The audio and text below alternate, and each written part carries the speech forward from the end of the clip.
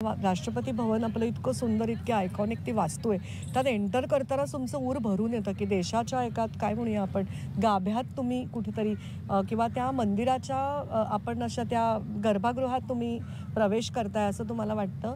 आणि खूप सुंदर ते सगळं वातावरण असतं आणि असा तो आपला झेंडा आणि राष्ट्रपतींच्या समोर आपल्या दौऱ्यात उभं राहावं आणि त्यांना ते मेडल दिलं जावं आणि सगळे पंतप्रधान अमित शहा म्हणजे मी ज्यांची प्रचंड फॅन आहे ते म्हणजे एस जयशंकर सगळेजण तिकडे प्रेझेंट होते. त्यांच्या सगळ्यांच्या सानिध्यात हा इतका अप्रतिम सोहळा झाला. आणि ऑपरेशन सिंदूरच्या बॅकग्राऊंडवरती ते आपल्याला आणखीन मला ते ग्रेट वाटत होतं. मला असं वाटतं खूप सुंदर प्रत्युत्तर आपल्या देशाने झालेल्या हल्ल्यावरती दिलं.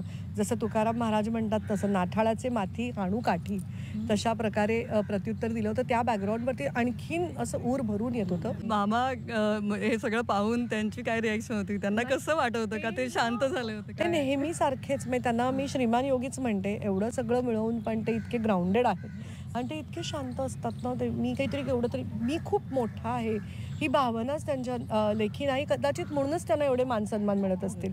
कारण ती मोठ्या माणसाचा मोठेपणा त्याच्या साधेपणातच आहे. म्हणजे ते इतके साधे आहेत ना. मी खरंच त्याला श्रीमान योगी म्हणते.